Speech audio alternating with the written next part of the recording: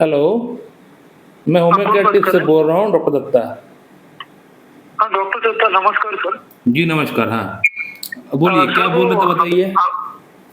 हाँ सर, वो पिछली बार आपने जो दवाई दी थी ना 2 हुँ, मंथ्स के लिए, हुँ, तो उसके अंदर वो गोलियाँ भी थी और वो लिक्विड भी थे। हुँ, तो उसमें सर अपने को इम्प्रूवमेंट क्या हुआ कि उसके अंदर ना थोड़ा हार्डनेस भी आया हुँ, और टाइमिंग भी बढ़ा सर। मतलब अब टाइमिंग कैसे समझते हैं तो मैस्टरबेशन से समझते हैं सर, हुँ, क्योंकि मेरा अभी मैरिज नहीं हुआ ना, हुँ, तो वही है। और उसके बाद में हार्डनेस भी बढ़ा अच्छा, और मॉर्निंग इरेक्शंस भी आ रहे हैं सर उसके अंदर। अच्छा। नमस्कार दोस्तों, अभी आपने जिस पेशेंट का आवाज़ सुना, इस पेशेंट को बेसिकली इरेक्टाइल डिस्फंक्शन लिंग में कठोरता की प्रॉब्लम है। कठोरता ठीक से मेंटेन नहीं होता है, इच्छा की कमी है।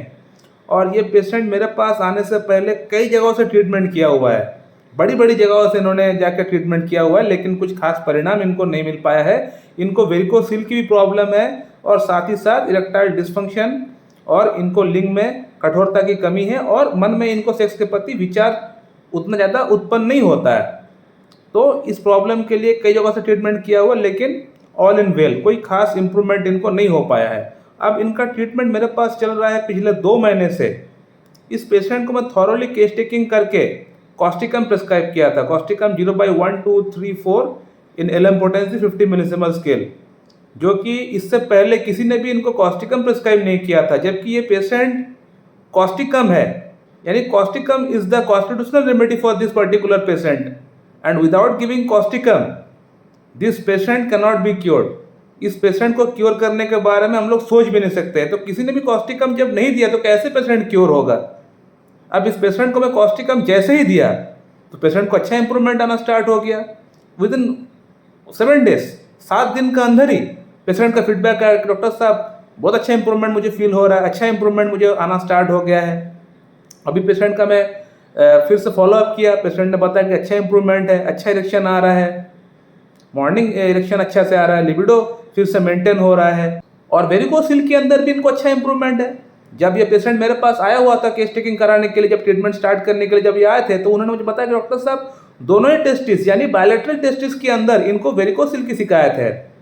जो टेस्टिस है वहाँ पे गुच्छे जैसा बन चुका है और वो स्पर्मेटिक कॉर्ड के थ्रू पेन रेडिएट हो रहा है, यानी नाभि की तरफ पेन जो है जाता है, यानी टेस्टिस से नाभि की तरफ पेन चला जाता है, जो कि बेसिकली वेरिकोसिल के अंदर देखा जाता है। तो ये उनको हो रहा था। अब ये सब नहीं हो रहा है, गुच्छे कम होना स्टार्ट हो चुके हैं, पेन दर्द कम होना स्टार्ट हो चुका है।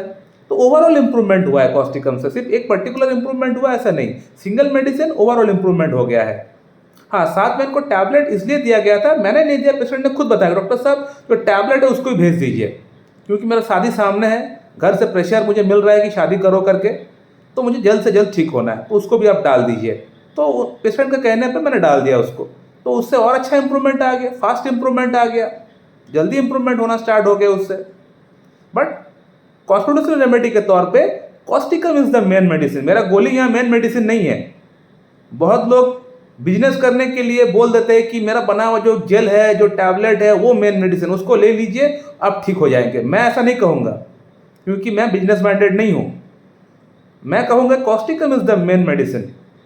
कॉस्टिकम से ही इस पेशेंट का प्रॉब्लम ठीक हुआ, गोली से प्रॉब्लम ठीक नहीं हुआ। गोली से सिर्फ इतना होता है कि एक इनिशियल बूस्ट मिल जाता है, एक अच्छा इंप्रूवमेंट जो है होना स्टार्ट हो जाता है, बस इतना वो कर सकता है और उसको हो सकता है कुछ दिन तक, कुछ देर तक उसको मेंटेन कर सकता है।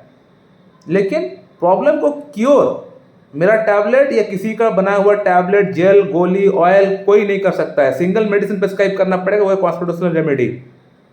कॉन्स्टिट्यूशनल रेमेडी जब तक आप प्रिस्क्राइब नहीं करेंगे पेशेंट का अंदर, तब तक आपका पेशेंट का प्रॉब्लम क्योर नहीं होगा। अब इस पेशेंट को कॉस्टिकम क्यों प्रिस्क्राइब किया गया था? कॉस्टिकम इसलिए प्रिस्क्राइब किया गया था कि इस पेशेंट का अंदर स्वीट की क्रेविंग नहीं है, बॉडी में वार्ट्स है, मस्सा है, सिंपैथेटिक ग्राउंडेड है, यानी सिंपैथी इनका अंदर बहुत ज़्यादा है, लोगों के प्रति सहानुभूति, किसी को जाके हेल्प करना, ये कॉस्टिकम के अंदर पाया जाता है, पेशेंट के अंदर भी पाया गया है। पेशाब लगता है तो पेशाब कंट्रोल नहीं कर पाते हैं, इनवॉलेंट्री यूरिन हो जाता है कई बार, तो ये भी कॉस्टिकम है। Causticum is also a right sided remedy, just like lycopodium, just like Kali carb, just like calcarea car.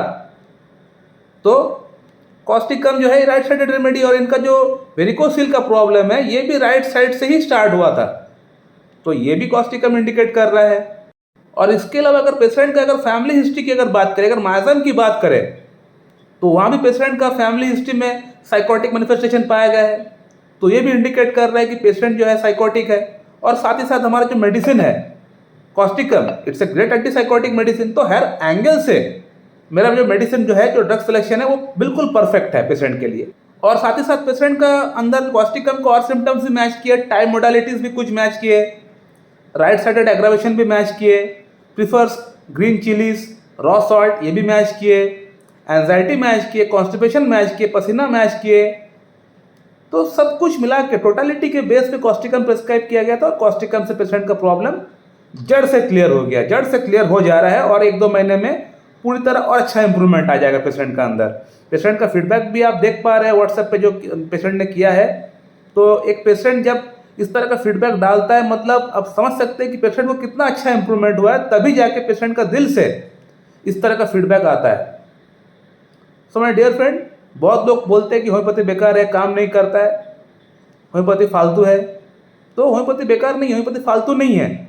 Homeopathy में सही दवा का सिलेक्शन करना एक बहुत बड़ा आर्ट है, जो कि खुद से नहीं हो सकता है। उसके लिए आपको एक डॉक्टर के पास से जाके आपको उनको केस टेकिंग पूरा दे के आपका ड्रग सिलेक्शन करना पड़ेगा, ट्रीटमेंट उनसे स्टार्ट करना पड़ेगा। अब इनका वीडियो, उनका वीडियो, मेरा वीडियो देख के जो हम लोग जनरल मेडिसिन बताते हैं और उन मेडिसिन को खा के आप समझते हैं कि सोच रहे हैं कि आपका प्रॉब्लम ठीक हो जाएगा, तो ऐसा नहीं होने वाला।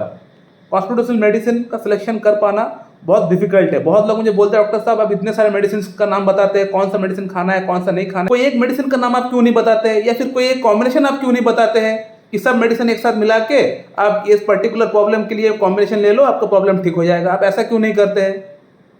तो उन लोगों को मैं कैसे समझाऊं कि होम्योपैथी में कोई भी फिक्स मेडिसिन नहीं होता है, चाहे प्रॉब्लम कुछ भी क्यों ना हो जाए।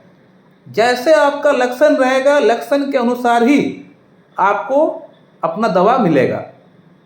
अब अगर इस पेशेंट का अगर सिम्टम्स मेडोरेनियम का होता तो मेडोरेनियम से प्रॉब्लम ठीक होता, अगर लाइकोपोडियम का होता तो लाइकोपोडियम से प्रॉब्लम ठीक होता। अब इस पेशेंट का सिम्टम कॉस्टिकम से मैच किया है तो कॉस्टिकम से प्रॉब्लम ठीक हो रहा है। तो यही चीज़ मैं आप लोगों को समझाने का प्रयास करता हूँ कि होम्योपैथी में फिक्स मेडिसिन नहीं होता है। यही इसका खासियत है, इसका खूबसूरती है कि यहाँ पे फिक्स मेडिसिन नहीं होता है और इसीलिए पेशेंट क्योर भी हो रहा है। अगर फिक्स्ड आइडियोलॉजी अगर रहता है, जैसे एलोपैथी में होता है कि इस पर्टिकुलर प्रॉब्लम के लिए मेडिसिन, उस पर्टिकुलर प्रॉब्लम के लिए वो मेडिसिन, थेरेपेटिक ट्रीटमेंट अगर यहाँ भी अगर स्टार्ट हो जाता है तो पेशेंट को क्योर नहीं मिल पाता, क्योर पेशेंट नहीं हो पाते। माय डियर फ्रेंड, मैं इस वीडियो को यहीं पे एंड करना चाहूँगा। So thank you very much and have a good day.